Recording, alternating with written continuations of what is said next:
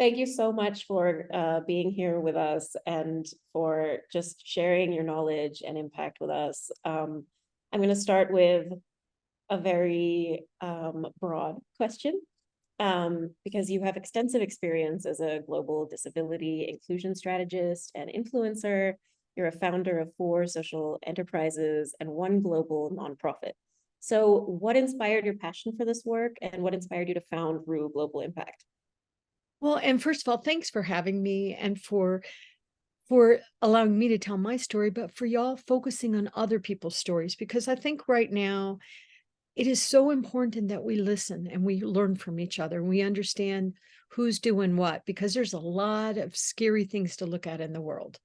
And it's really nice to know there's also still a lot of good and people working together happening in the world. So I think that what you're doing is really important. So I just want to thank you for that too. So I I will be honest, my inspiration has always been my daughter. And it's my whole life. I've been inspired by people, but it started with my daughter because when my daughter, who is now, I'm thinking for a second, 36 years old, and my daughter was born with Down syndrome. And when she was born, we didn't realize she had Down syndrome at first. The doctors didn't realize it. And she was not diagnosed with Down syndrome for 4 months. And one reason why that's a little bit of there's a couple of blessings with that. One reason was because I got to know this baby for 4 months before the doctors told me she was broken. And then when they told me she was broken, when they told me she had Downs, I thought, I'm not buying it. I know this soul. She's amazing. I'm just going to give her my love like any other mother would. And so I'm glad I had that. I'm also glad that I had that 4 months to heal as a human being, as a woman, because when we give birth, it's stressful for our bodies. I feel bad for women that are getting that news right when they've just delivered a baby and they've got so much coming at them. But um, at the same time, I did not buy that my daughter could not add value to the world. I just don't buy that. My daughter has added value. And so she became really my catalyst to because I thought at the time I'd never met another person with a disability. I just did not have any experience with it. What I realized as I really started growing up and learning about my world was that I was actually surrounded by human beings that have all kind of abilities and disabilities. And I noticed that as some of these humans were aging, they were acquiring disabilities. And so I just realized that, the reality is we um we really are more alike than we realize. And so my daughter certainly was the catalyst for my work. Um, but at the same time, I started realizing how much this is already part of my life, including at the time. I my daughter, I'm going to say this, my husband passed away in 2021, sorry. And It's okay.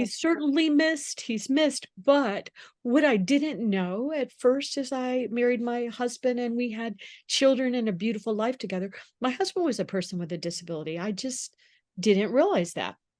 Whenever he was a young child, he was hit by a car and he sustained a major traumatic brain injury. I knew all that, but what I didn't realize sometimes was how his brain really challenged him sometimes. And then, unfortunately, dementia came for him at an early age because the brain is this beautiful thing, it can rewire. But the reality is, his brain was going to have a shorter life because of the damage. And that's okay.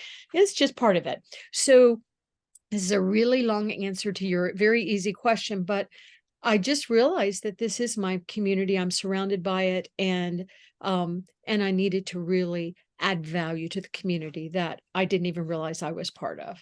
So sorry for that long answer. No, not at all. No, we love long answers. And I'm like, sorry to have made you emotional. I just, it's, I think the most meaningful work is the most personal. Yes. And, Oh, well and, said. Well said. and so, that led you to found, a bunch of enterprises, but, I want to talk about Real Global Impact and what types of services do you provide to help organizations with inclusion and accessibility?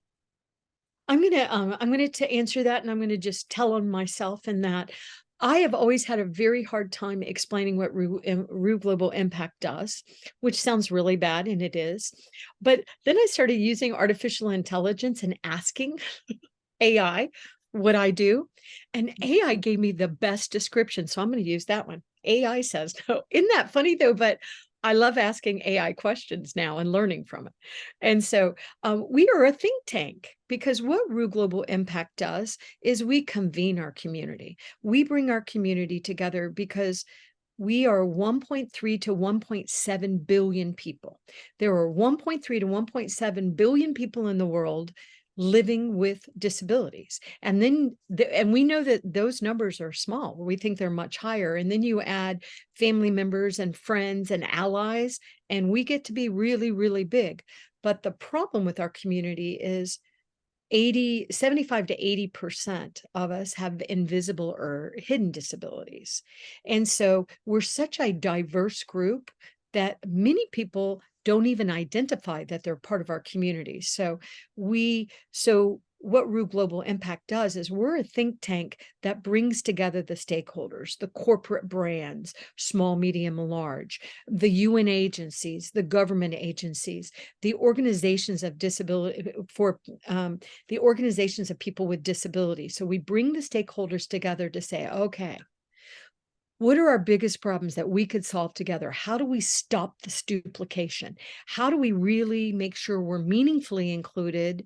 And recently we started having conversations of the community of people with disabilities have actually led on so many innovations around the world. We're not given credit for that, but actually we have really changed the world in a lot of ways. So we really are trying to make sure our community is coming out and speaking with pride about our identities, but also talking about what are our combined global needs? What can we do together to solve it? And by the way, also, what can we do to bring in the other intersectionalities? For example, women. There are more, we say women are the largest minority group, which is ridiculous because women are pretty much equal with men as far as how many women are alive and how many men are alive. But we have been forced to being a minority by the way we're treated. Now, you look at us and you say, well, you're a woman with disabilities. You just hit two groups, right? So two intersections. What if you're a woman with disabilities and you're part of the LGBT community? Right. So all of the intersectionalities that really, really matter, diverse women, women of color, women of brown and black, so it's a really complex topic. And at a time when society's really trying to rethink identity and who we are and who really adds value, in the world, it's, there's a lot of moving parts, but everybody has to be included. So that's sort of the direction we went there. Yeah, absolutely. When you were saying, 1.3 to 1.7 billion people have disabilities, I mean, that's a huge number. That's, I mean, that's half the people walking down the street. I mean, not half, but you get my Well, point. no, but you're right, but it's probably that. And that maybe we need to talk about what it means to be human. What does it mean to be a human being? Right? Yeah, absolutely. And so that made me think of Billion Strong, and what a powerful name that is also, because it really reminds you just how many, and that not every disability you can see, but it's still there. And so can you just talk a little bit about Billion Strong and what it does and Yeah, how it came? thank you. Yeah, Billion Strong. I created Billion Strong and in 2021. And I was talking to some people and I got this idea and we thought okay, if anybody could try to bring this community together, I think we could, just because of all the work that we've done, bringing stakeholders together, having stakeholders to talk about how we work together. And so we created Billion Strong. I immediately started going out to the countries that I've already worked with, including your country. I know you've been in the States, but you're living in Pakistan right now. And we got our Middle Eastern region first. Every single country in the Middle East joined us so quickly. There's so much good stuff happening in our Middle East and the MENA region, the North African region too. But so we started pulling in the countries because you can't have an identity organization if you don't include everybody, right? So we've started pulling in all the people to really come together with pride, and but also so that we can be discoverable, because once again we're talking about this huge amount of people. Well, do they even know themselves they're part of our community? If they do know, do they want to admit it to anybody? Because typically being part of the disability community, it's a negative thing. I I didn't want my daughter to be born with Down syndrome. I didn't. Nobody asked, nobody gave me a choice. But what I did when my beautiful girl was born with Down syndrome, okay, cool, we got this. She has an extra chromosome. We'll figure it out. And that's really, maybe isn't that what life is anyway, you know? And I also didn't realize I am part of the community because I'm in my 60s now.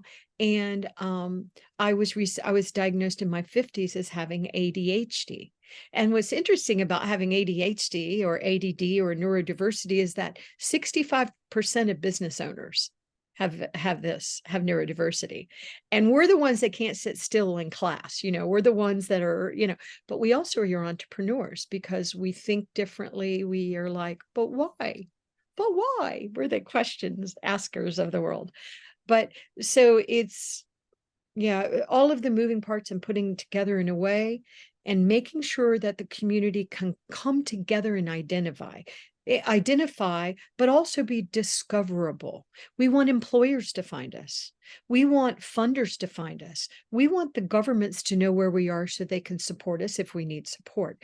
But we also need to support and find each other.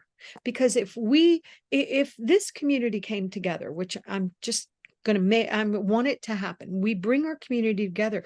We could buy from each other. We could employ with each other. We could fund each other.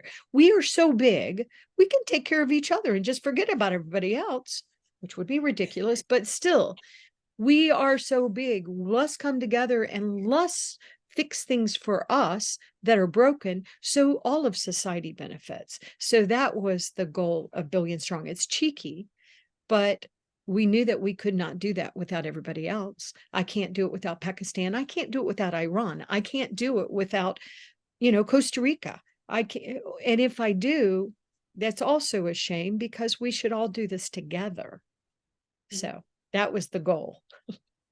Yeah, absolutely. And I think that there's a dearth of kind of bold, ambitious goals in the world like that, of wanting to make the world a better place in a kind of grand, overarching way. Yeah. And Which we I need think is that right now. absolutely. So you're a partner with the Valuable 500. Can you explain what it does and what your role is with them? Yeah, and thank you for bringing them up. I will say the Valuable 500, I am not in any way, I'm not associated with them. I don't work for them. They don't pay me or anything, but I love what they're doing. So the Valuable 500 under the leadership of Dr. Caroline Casey, she had this ridiculous idea that she could talk 500 major corporations at the CEO level to come together at the World Economic Forum and to commit to including people with disabilities in their efforts to employ us, to buy from us, to use us as vendors, to include us as investors, to really meaningfully include us. And so first of all, we had to make that happen. So what I did was I joined forces with other leaders to encourage corporations to join this effort.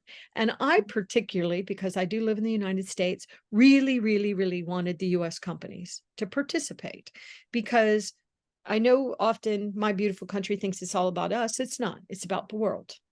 And I know you've lived in the US, and we're a wonderful country. But the reality is, it's not just about us, it's about the world.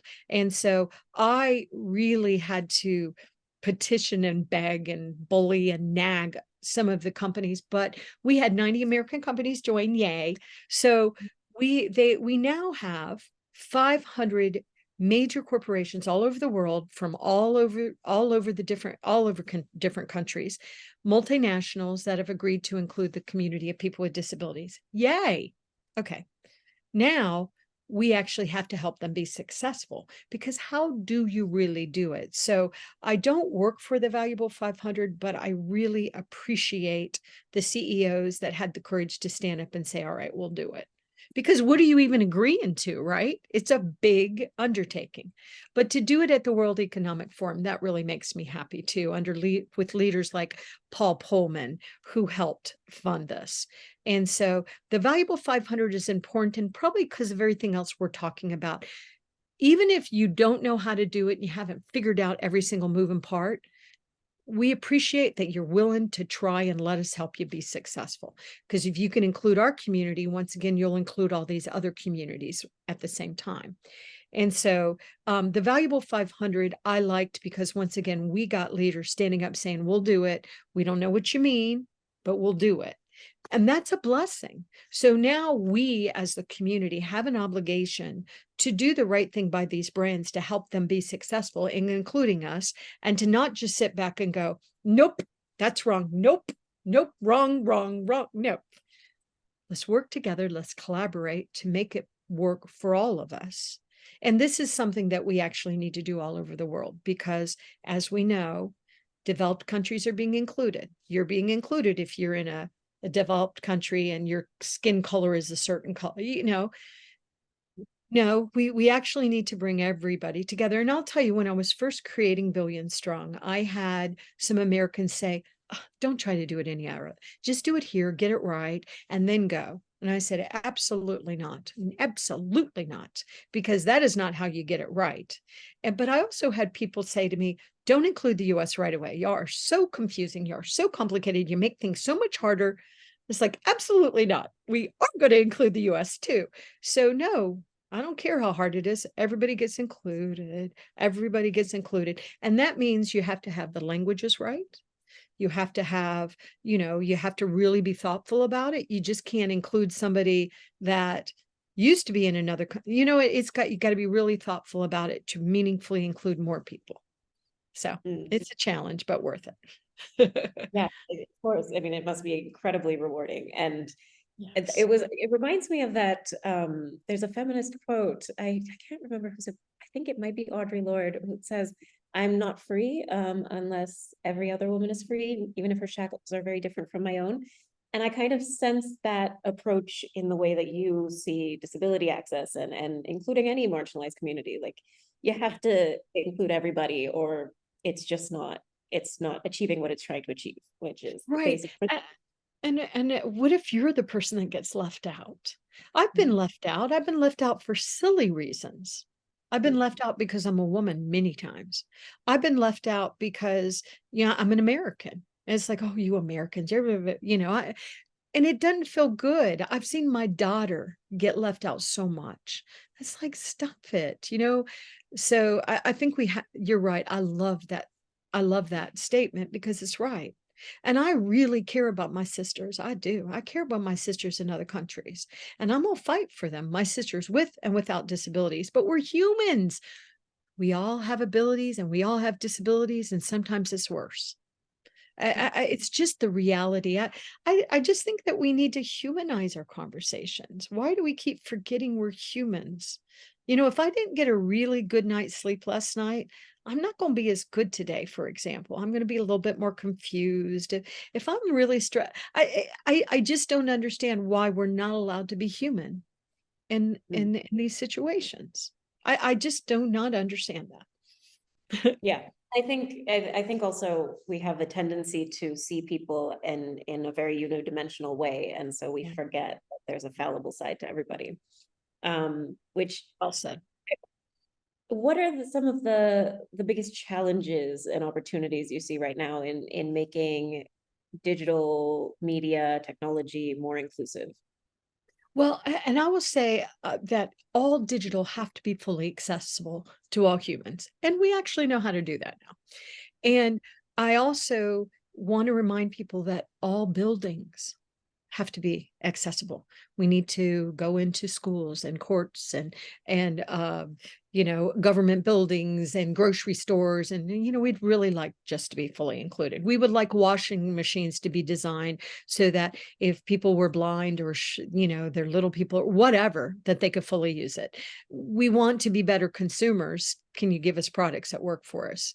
But I think all of those things are important, and there's a lot of moving steps with it, but also the aging of society, because society is aging dramatically. And as we age, more of us acquire disabilities. According to the American Association of Retired Persons, this is a dated number, so it's probably worse now, but years ago, they were saying that at age 65, 46% of Americans were disabled. Wow. 46%. And I imagine long COVID and all that's making those numbers worse. But then once again, it's not just in the States. Every single country is impacted by the aging of their societies. And this goes hand in hand with it. So what I've been trying to do as far as convincing people that we do need all digital needs to be fully inclusive, marketing, everything that we do, is reminding a lot of the decision makers I'm talking to who are around my age in their 50s and 60s that you are now going to be left out. You are now going to fall off that bell-shaped curve that we all created, that stupid bell-shaped curve. You're going to fall right off the sides because technology has not been created for all humans to use it. So since we know how to do this, why don't we do it? So that means marketing has to be accessible, documentation, the internet, apps, and we actually know how to do it. But I just do not feel that we have shown the will to really do it. Because if we wanted to do it, we would already be doing it meaningfully. So, but we're rethinking the world too. I think we're all rethinking the world right now. So we have an opportunity to say, gosh, I hope they don't leave me out, which you will be left out if we don't have the will to do this as a country. Not to mention, like you said, with the woman, one woman has shackles no matter what they look like. So if nothing else, I'm talking to the women. This is ridiculous. We've got to include everybody. Okay. But there's a lot of beautiful men that get that too. So most men get that as well. Yeah. No, you were talking about digital media inclusion, and I realized that you co-founded Access Chat, which is an online sort of accessibility community. So, what inspired you to start it, and what impact has it had? Well, that's been really fun. I created it because I love social media, even though right now social media gives me a big headache most days. But the early days of Twitter, I mean X, but I actually went and I played with a Twitter chat. I didn't really know what I was doing, and two gentlemen from the UK saw it, and so they came to me, and they happened to work for Atos, which is a large systems integrator. And they asked me if I would do it with them. And so it's Antonio Santos and Neil Milliken. And so we started it almost 10 years ago, and we thought, oh, we'll run out of conversations, a weekly conversation about accessibility and including people. We haven't run out of conversations. And the community got really big. But I will be honest, as Twitter started having all of its problems, and the community got a little splintered, but we were just we do the show. Yeah, it's as the world changes, you just try to adapt and shift. But we have a pretty powerful community that just really wants technology to be accessible to all people. So we have some powerful conversations about it. Yeah, well, so much of your work is just communicating these ideas effectively and using, building your platform, using your platform to raise that awareness. You have the talk show Human Potential at Work. And I'm just wondering what are your kind of communication principles? How do you communicate these ideas? And what have you found works most effectively, and that kind of thing? Yeah, great question. And somebody yesterday that has helped me a lot. They said something. She said, it's not for me. I'm repeating it. Somebody else said it, but your vibe brings your tribe. And I was like, okay, your vibe brings your tribe, because that's sort of true. Because what I've done is I've tried to be really classy and never get anything wrong, but I just can't. I'm a very, you know, authentic person. And so I'm very honest with people when I talk about these subjects. I admit, who I am, where I screw up. I was talking to you today about I seem to these days have a problem with time. Me and time are very confused. I'm struggling with time. It might partially be because of the grief I'm walking with my husband, the loss of my husband. But it's interesting and I hate it because I'm late to so many meetings and stuff. But I just think that right now we have to be authentic. And so no matter what, and you have to, if somebody comes out and attacks you, which, sometimes happens, you have to authentically address that as well. And you have to be willing you have to be willing to be out there and make mistakes and admit that you make mistakes. I believe you've got to be honest and authentic. And some people, they want to be who they think their audience wants them to be. And I think you can't do that anymore. And I know a lot of people, for example, and by the way, I'm using AI too. I'm using these AI tools also, but I think it's adding a really, really bad element of confusion. And so there was this one person I know that is not an expert in our industry. And all of a sudden they're just putting out all this content, all this data. And I know they're doing it from AI, and that's okay, yay. But the problem is right now it's a little bit confusing about where the data is coming from. And so I believe the only way to present your information is being authentic and honest. And you're going to screw up and you have to be willing to say, well, I did, and so that people can learn. But if you aren't authentic, this is where I think you run into problems. If you're not authentic, and I'm not going to tell you all the times I messed up and all that you made me look so good. You talk about all my successes. I've had so many successes. I'm amazing. But I have had so many failures, and some of them just stupid failures that I should have known better, or blah, blah, blah. And I've talked about those as well. And I remember when one of my companies failed, I talked about it to a reporter, and I thought it was a really great article. And one of my friends said, okay, all right, you told everybody, don't keep talking about it. It's like, but the reason why and I'm not going to keep talking about it, but the reason why I was authentic about it was because here I am, somebody that did not know how to create companies at all, didn't know what I was doing. And it just looked like everybody else knew something I didn't. Everybody else is more successful than me. And why am I so stupid that I cannot figure this out? Well, because it's not true. Everybody else hadn't figured it out. They're also stumbling and having cash flow problems and P&Ls. And so somebody's got to be honest and say, oh gosh, this is so hard. It's worth it. Do it, follow your dreams, have money in the bank before. But somebody has to start being honest about what these walks are really like. And so I decided I was going to be honest, and others are too.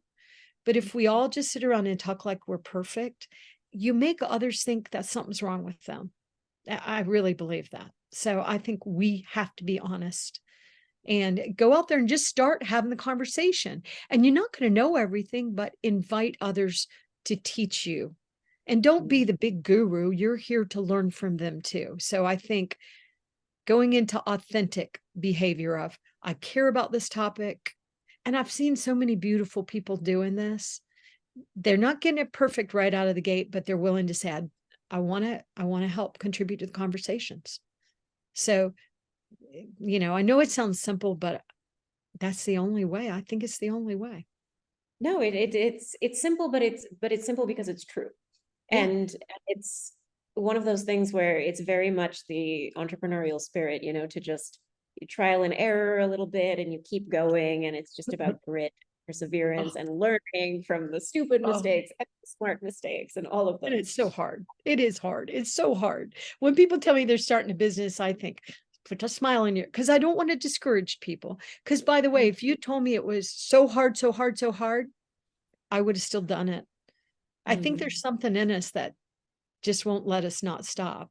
Some of us just have, I think a lot of us have this in us, it's just, I can't stop. This is personal. This is my baby. Absolutely. This is my beautiful husband. This is me. This is others. that matter. So. Yeah, I was going to ask you, what is your advice for founders and aspiring entrepreneurs? So now's as good a time as any.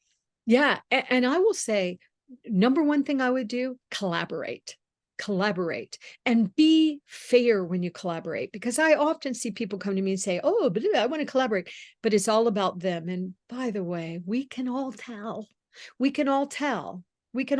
So find the authentic people that care about what you're talking about and let them help you. And don't be, I think sometimes, just speaking from a woman's perspective, women are bad about asking for help. We're just bad. I think men are too, in different ways, right? It's a different way, but find the people that you can trust. You, once again, find your tribe, but also, and this is something I'm guilty of, when somebody tells you who they are, especially if they tell you a few times, listen. And I mean that, you know where I'm going with that. I mean, if somebody tells me that they're struggling to make it not about them, they're struggling to really share, they're struggling to understand what collaboration means, listen to them and cut your losses and move on. Be careful. And you have to do stuff like, do not go into contracts until you know those individuals. When people tell you who they are, even if you don't want it to be that case and you know they can be better, listen to them where they are, and that will save you a lot of headaches. I've made so many mistakes thinking, oh no, I know you're better than that. I know. Okay. Listen to who people are and let them tell you, but be authentic. Be authentic and be fair to people and fair to yourself too. Yeah, So and I silly, think, but it's true. no, it is true. And I think, we kind of, as as a global society, kind of frown upon, simple truths, but they're Yes, true, they're true. and I was thinking, actually, because you were talking about AI a couple of times now. What kind of role do you see AI playing in disability access, inclusion? And do you think do you have concerns, or do you have hopes? What's your thoughts? Well, I've been working on it with on this topic for a while, and I found myself starting to get more and more nervous about AI. It was going to kill us all, you know? And so I started doing some research, and I found a woman. I've really got to remember her name. She's on YouTube, and she did something on AI that I just loved how she did it. And I really need to remember her name because I was so impressed with it. But the way she explained AI, yeah, is AI going to kill us all? Is it going to help? What is it? Is it going to kill us all, or is it the best thing that ever happened to us? One of the CEOs, it might be the CEO of Microsoft, said it's along beside the discovery of fire. Okay, that's really big. But what I have learned through research I've done lately, especially in that one woman's YouTube, is that it's all in the questions we ask AI. It's all in the questions. And so, for example, and this is this is a silly example, but if we said to AI, how do we stop impacting the earth so that some of these climate changes won't be so bad? What is the number one thing we could do to stop it? Well, could reduce human population by 90%. That would that would really help the earth. Okay. Well, wait a minute. We don't want to do that. So it's the questions you ask. So I love AI because I'm asking questions of the AI and seeing how it responds, and then asking them in different ways. And it's brilliant. It's brilliant what it brings to the table. So I'm hopeful for that. Now, what I is going to be very hard, and my heart aches for all of us, is that it is going to take away a lot of the jobs that are out there because you don't know who's talking, but it's going to create other jobs.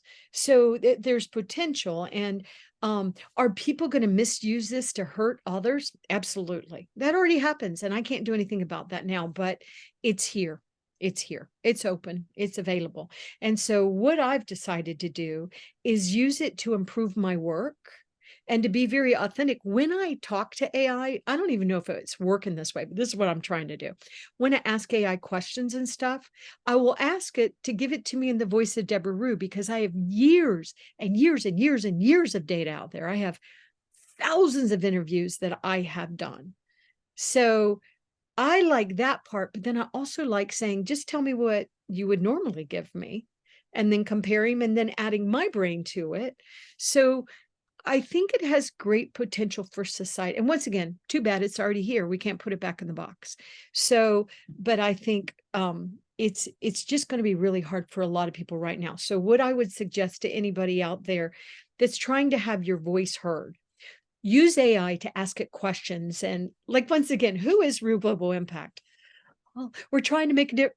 Oh, think tank. Oh, cool. Thank you, AI. All right. We're a think tank, because enough people know what that means. It's like, all right, cool.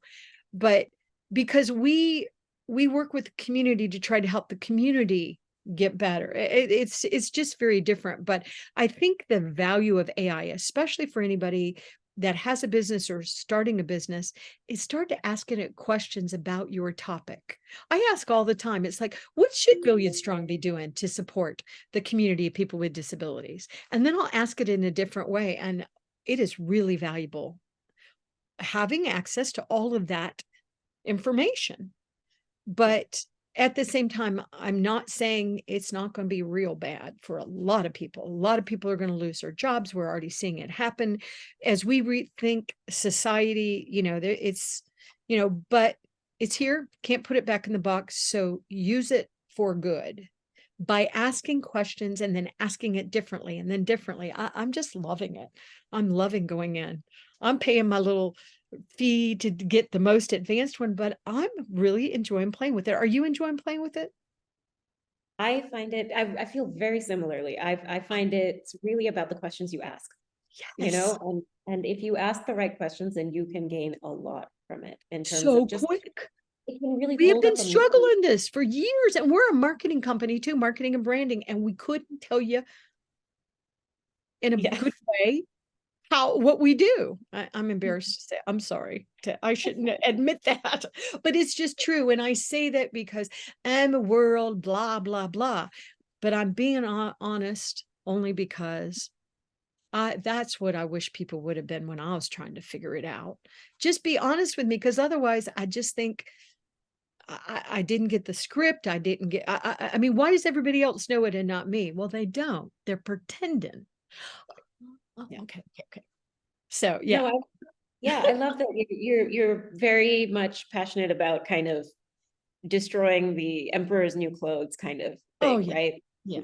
No, Well said. and I think that's so important, right? Because there's a lot of kids who are struggling and being like, I don't really know how to navigate this world. Everybody makes it look so easy, and how do I I do it? And know. the Why answer can't I is get it right? Yeah, because absolutely. it's not true. They're not. Everybody's struggling. Everybody doesn't know what to do. The intensity of the times are getting to everybody. But let's have some fun. Let's go ask some questions of AI.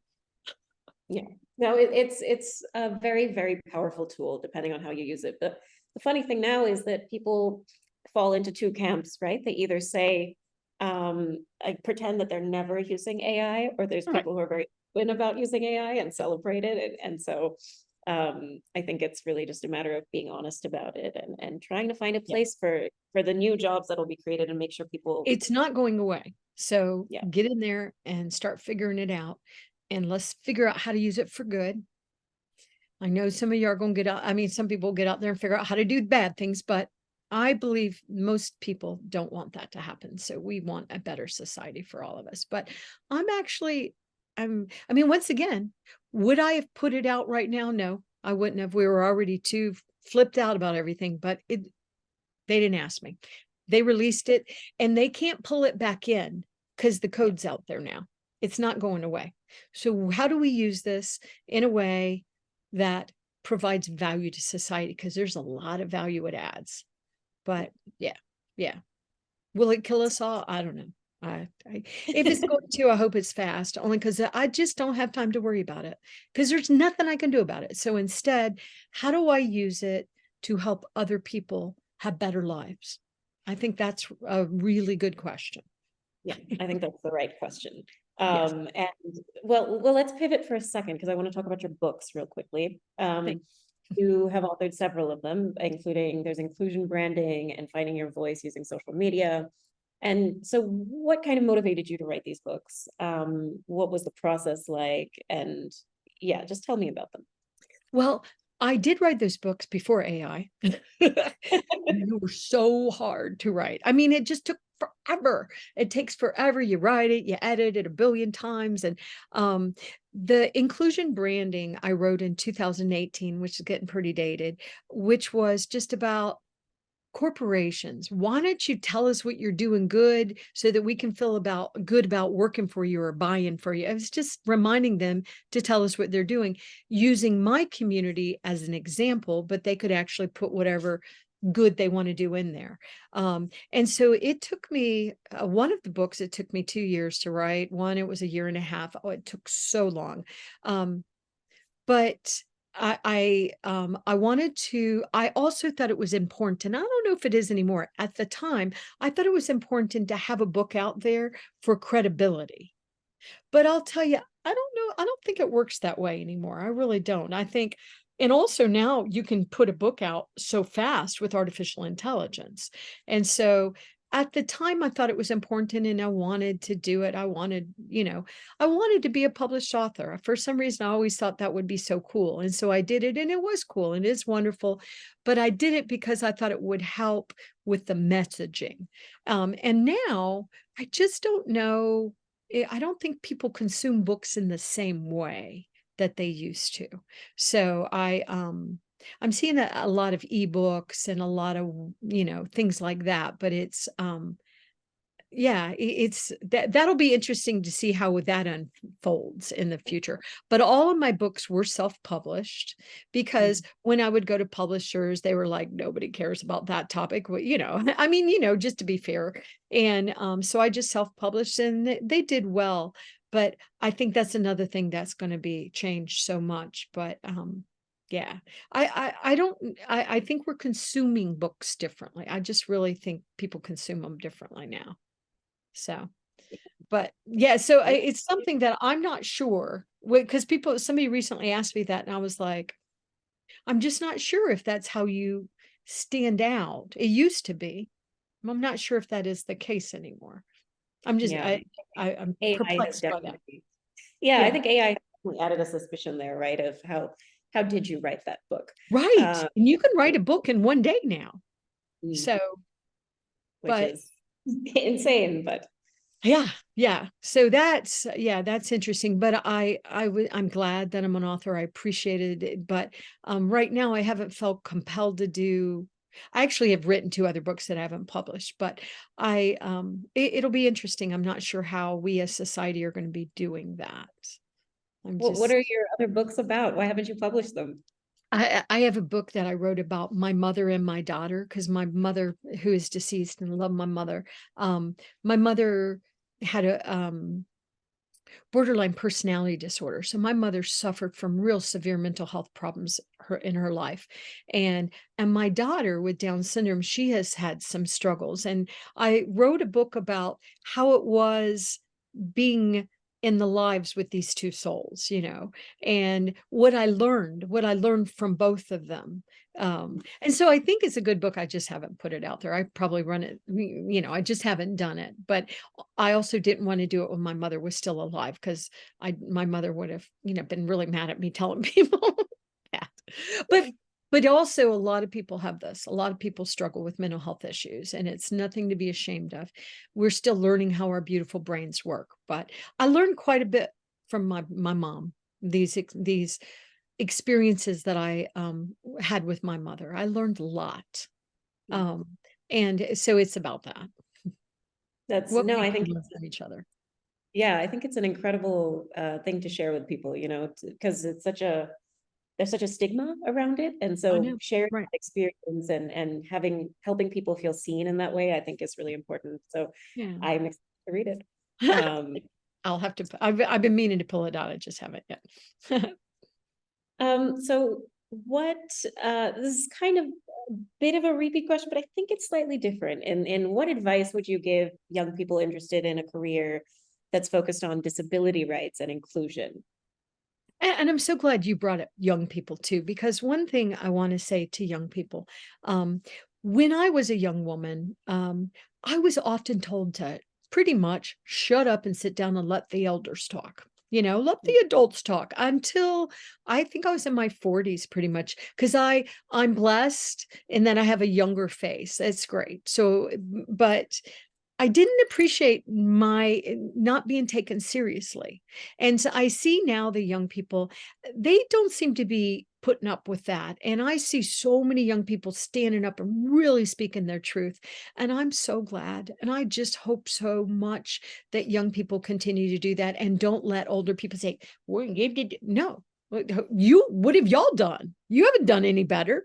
No, why don't you sit down and let us tell you how we should solve these things since we got to work with your mess. But anyway, I think for young people, once again, follow your passion. And by the way, it's okay not to know what you're passionate about. You want to help, but I'm just not sure it will be told. It will be revealed to you when the time is right. Just go and help. And so I just think the young people are the most important component for us now, because if we can get young people, if you're a person living with a disability, or you're living in other diverse groups, or you're from another country that's not being, or whatever, start talking about it. Start being out there, be authentic, be kind, don't be mean about it.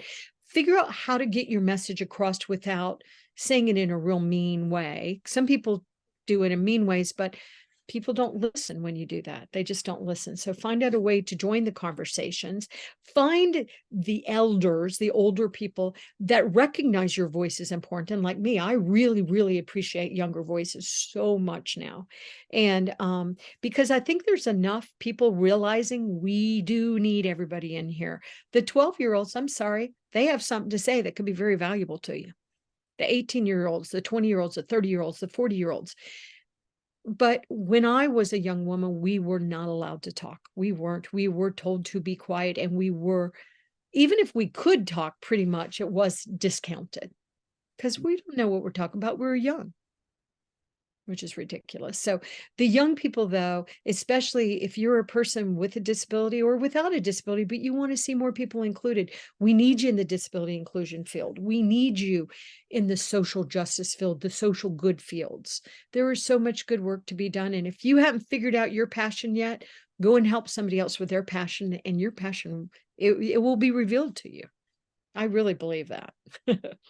Yeah, no, I think that that's absolutely true. And I think it's, we young people spend a lot of times thinking about finding a passion, and it's kind of almost a myth that's sold to you that, I you, agree. I agree. Don't and you really just just, go and help. Go and help, mm, and then you're going to figure it out. Like I would never have done disability inclusion. I was 28 years old when my daughter was born. What? That's ridiculous. I would never do that. But then life showed me my passion. Oh, you're not going to leave my daughter out. So I didn't know. Then the universe showed me. So, and we can be passionate about a lot of stuff too. So there's a lot of stuff to fix. Plenty of room for everybody. yeah. No, and so my last question is kind of on a similar tangent. I feel like I know what you're going to say a little bit, but what gives you hope when you think about the future of disability rights and inclusion around the world? The young people, the young people, the people that I'm meeting, I'm just blown away by these young people and the way they're looking at the world, and the way they don't look at the death culture anymore. I think we've been living in the death culture. They just see it in such a different way, and they're not going to let anybody stop them. So honestly, I am really stoked about the younger generations. They seem to be more evolved. I'm sorry, to my peers, but because I'm just really stoked about that the young people will not listen anymore. They will not listen to us. You go sit down, and when you get old enough, I'll see if I'm going to let you talk. They're not listening. They're just doing it anyway. And they understand the technology often better than the older generations. So they're not waiting for permission. Thank Yeah. you. Don't wait for permission to make a difference in the world. Don't wait for permission. Don't let somebody Yeah. else tell you it's not needed. That's ridiculous. It's needed. If you have a heart for it, it's needed. So I'm really excited about the young people. I really am. Yeah, I think there's a passion and a heat there that is really important, and especially breaking down the culture of kind of the ageist sort of hierarchical structure. So there's a lot to be excited about there.